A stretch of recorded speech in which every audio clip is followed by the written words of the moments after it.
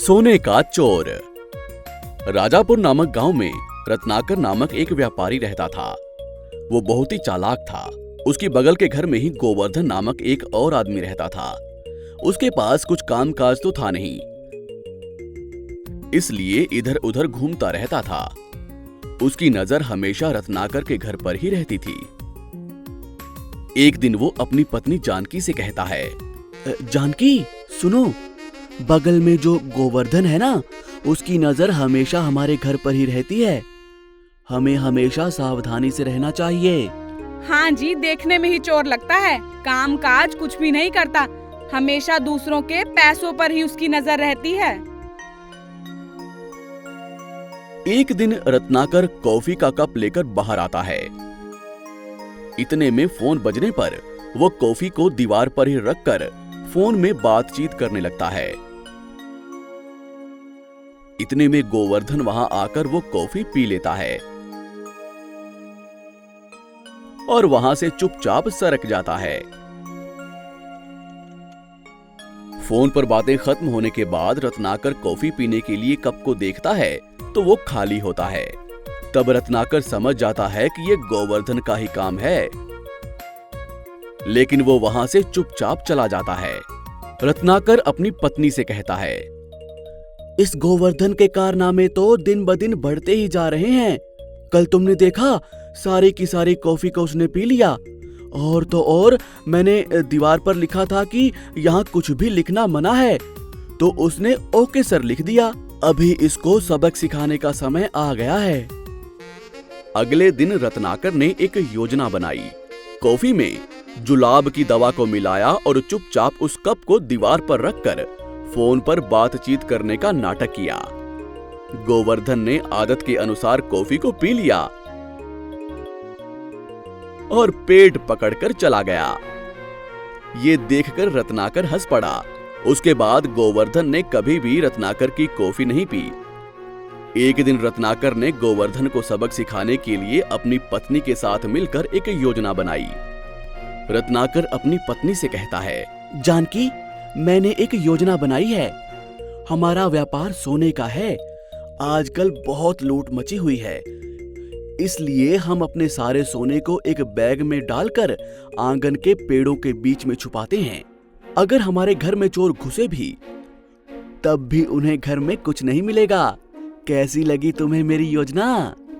जाकर मैं सारे जेवर, सभी दुकान के जेवर को एक बैग में डाल देती हूँ और आप उस बैग को आंगन में पेड़ से बांध देना। ये सभी बातें गोवर्धन सुनकर खुश हो जाता है। रात में रत्नाकर योजना के अनुसार एक बैग जैसी वस्तु आंगन में लटका देता है और चुपचाप वहां से चला जाता है।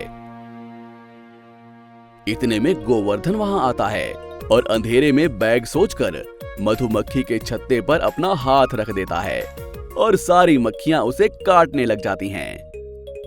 और गोवर्धन वहां से भाग जाता है और भागते भागते एक कुएं में गिर जाता है। अगले दिन रत्नाकर ने जब गोवर्धन को कुएं में देखा तो उसे बाहर निकाला। गोवर्धन शर्म के मारे रत्नाकर से माफी मांगकर वहां से चला जाता है। ये कहानी हमें बताती है कि बुरे काम का असर हमेशा बुरा ही होता है।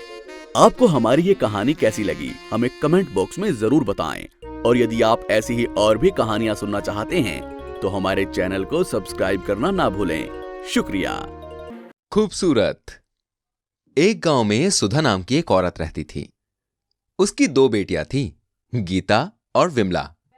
गीता बहुत बदसूरत थी, जबकि विमला बहुत खूबसूरत थी। ये बात सुधा को बहुत परेशान करती थी। गीता जब भी बाहर जाती तब लोग उसे चिढ़ाने लगते। गीता के दोस्त गीता से कहते, जो भी तुझसे शादी करेगा उसका बिजली का बिल बहुत आएगा। उन सहेलियों में से एक और सहेली बोली। उसने पूछा, पर क्यों?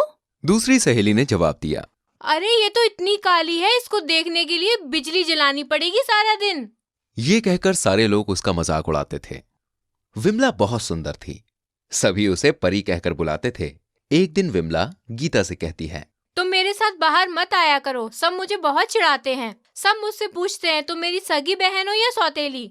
ये सुनकर गीता बहुत दुखी हो जाती है और अपनी माँ से कहती है, माँ, मैं इतनी बदसूरत क्यों हूँ?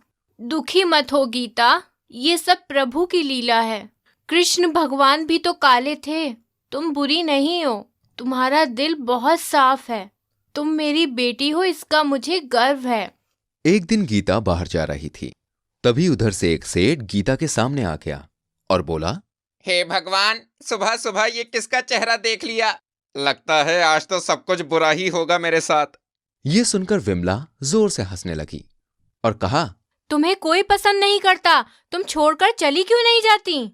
ये सुनकर गीता रोते रोते घर की ओर निकलती है। रास्ते में एक बूढ़ी औरत, जिसके दोनों हाथ काम नहीं कर रहे थे, वो एक कुएं के पास पानी के लिए परेशान हो रही थी। गीता उस बूढ़ी औरत के पास जाती है और उसे कुएं से पानी निकालकर पिलाती है। गीता उस बूढ़ी औरत से बोली, ये लो दादी, पानी पियो। लेकिन ये तुम्हारे हाथों को क्या हुआ है? 2 दिनों से कुछ नहीं खाया है। कमजोरी की वजह से मेरे हाथ काम नहीं कर रहे। बहुत प्यास लगी थी बेटा, इसलिए कुएं के पास आई हूँ। तुम्हारा बहुत बहुत शुक्रिया बेटी, तुमने मुझे पानी पिलाया। यहीं रुको, मैं अभी आई। और घर से खाना लाकर उस बूढ़ी औरत को देती है। बूढ़ी औरत खाना खाकर खुश हो जाती है और गीता से पानी मांगती है। गीता उन्हें कुएं से पानी निकाल कर देती है। वो बूढ़ी औरत पानी में कुछ मंत्र पढ़ती है और पानी गीता को दे देती है।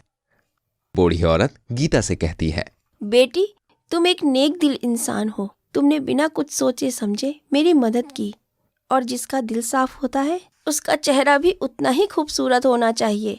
ये बात सुनकर गीता खुश हो जाती है और बूढ़ी औरत का शुक्रिया अदा करके घर वापस चली जाती है। गीता की माँ गीता को देखकर खुश हो जाती है। गीता अपनी माँ को सारी बात बताती है।